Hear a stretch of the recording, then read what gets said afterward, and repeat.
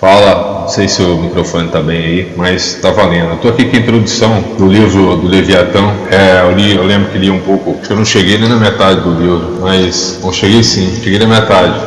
Só que assim, foi uma luta tão grande no começo até a metade do livro, que assim, o resto do livro ficou, não, metade do caramba. Eu li, sei lá, um quarto do livro talvez, seria talvez um quarto do livro, e nesse um quarto do livro, ele vai falar aqui, na verdade eu não cheguei no bruto, mas já nesse um quarto do livro, já dá para ter uma ideia de que ele deixa bem frisado não, no primeiro um quarto do livro ele enrolou bastante falando quase que de psicologia do que sobre o tema principal. Mas em determinado ponto ele começou a deixar frisado a questão do Estado e da população que abre mão dessa liberdade, que na verdade seria um caos, né? Uma população na época dele livre, e o que eu quero dizer é livre no sentido desprotegida, protegida e agressiva, né?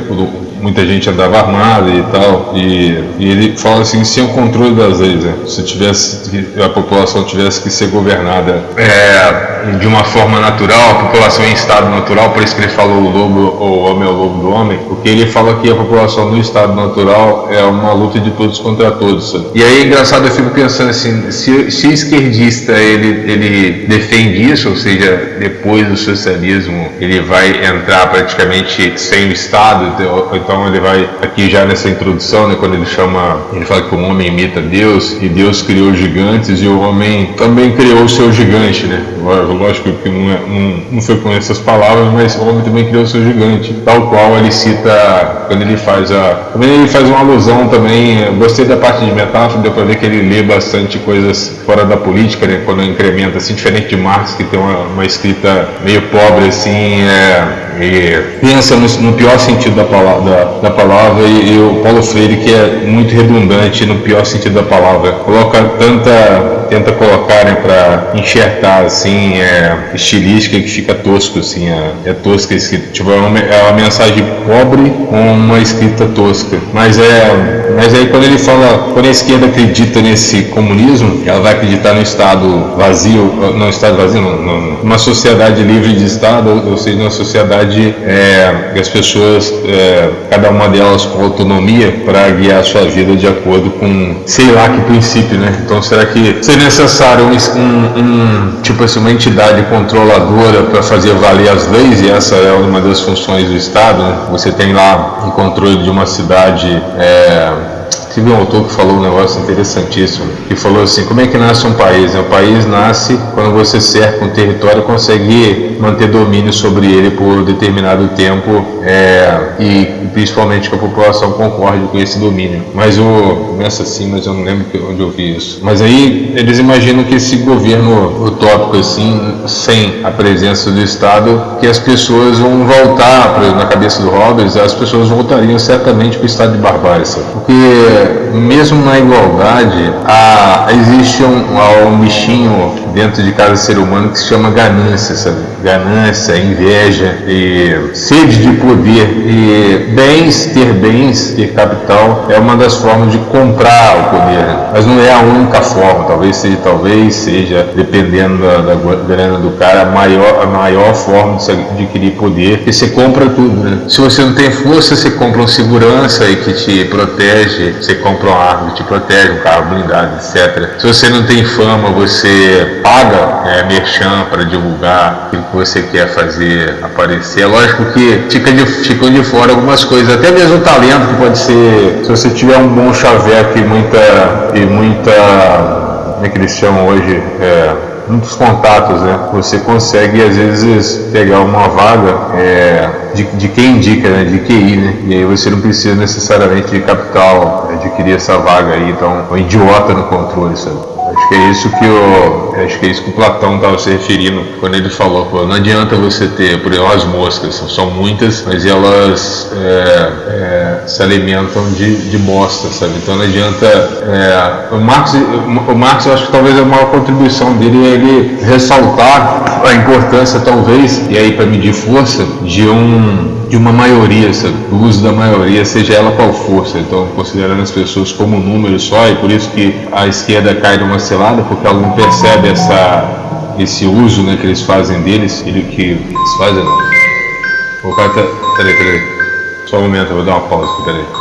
Então eu coloquei assim: para o autor, o homem tenta imitar a Deus, mas com seus recursos, os que encontra na natureza. O estado para ele é um tipo de gigante, de homem gigante, de monstro gigante, de um leviatã, porém artificial, e abre aspas, e foi instituído para a sua proteção e defesa, fecha aspas, abre aspas de novo. A soberania, nesse caso, seria para ele uma alma artificial que dá movimento a todo o corpo. Os ligamentos artificiais, entendi aqui não, peraí, seriam os togados, os oficiais de justiça. A memória faria o papel de conselheira. A igualdade e as leis são razão e vontade artificiais. A concórdia é a saúde, a sedição a enfermidade, a guerra civil, a morte. Aí continua, né? Os pactos dão lugar ao homem, ao seu funcionamento. Eu fiz tipo só um comentário aqui, eu fiz também algo tipo como se fosse evangelho, porque depois madurou a ideia, então assim, a introdução que eu fiz ficou melhor do que eu escrevi, porque você vai maturando a ideia, depois você lê de novo, aí tem uma outra impressão, depois você lê de novo, tem uma outra impressão, e por isso que esses livros são clássicos, eles são atemporais. Uma dica sobre um clássico é que todo clássico é atemporal, então clássico é atemporal, etc.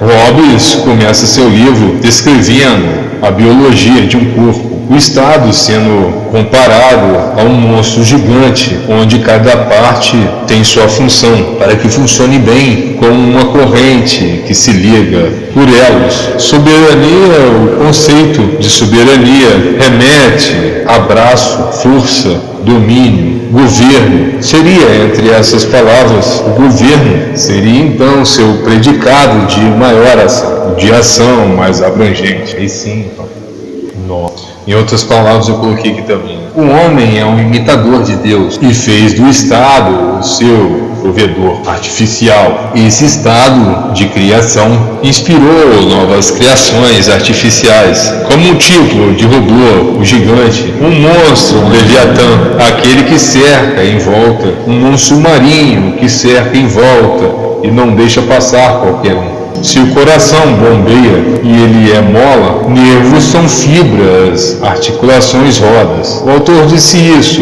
alegoricamente, para pensarmos nas partes que se unem em prol do todo. A arte criou o Estado. Na verdade, esse homem que exige assim, ser como Deus, como ele é incapaz e o máximo que ele consegue criar, simbolicamente no comparativo aqui aos homens, um robô, ou um relógio, como cita aqui, por causa da questão de anacronismo e tal, ele vai falar, cara, assim como Deus criou o governo no estado natural, o homem criou esse estado das leis. Claro que existe a lei de Deus também, através da Bíblia, mas o homem criou essa lei que controla os outros homens. Então, foi aí mais atrás, assim, depois do pecado, os homens caíram, eles passaram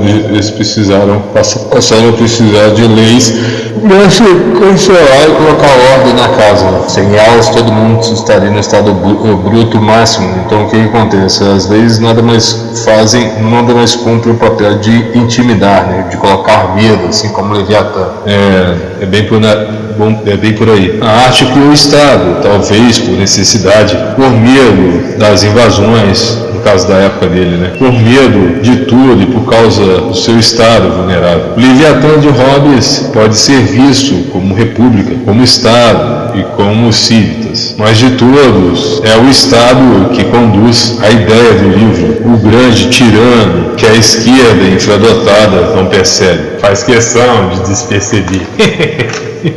Desperceber. O tirano que a esquerda adula é o Leviatã, o gigante da Bíblia, que a todos devora. O Estado é o fruto da invenção sintética do homem, como descrito pelo narrador, um gigante artificial que tem membros e tentáculos que se organizam contra o indivíduo. O autor disse logo na introdução que se Deus fez o mundo, o desejo do homem é imitá-lo de forma imperfeita. É claro, e é por isso que acabou criando máquinas, no caso aí robôs, no tempo dele, no máximo relógio, que simulam o funcionamento dos membros órgãos, sentimentos humanos. Percebo que o autor imaginava que Deus criou o caminho natural do estado da natureza das coisas, e o homem criou regras dentro desse caminho, criou cercados e punições para controlar todos que quisessem extrapolar as regras que por Deus deveriam ter continuado naturais. Então assim, né? Antes da queda estava tudo certo, o homem não era o lobo do homem, e a partir da queda, né? Você tem isso aí claro no Caim, né? Caim matou Abel.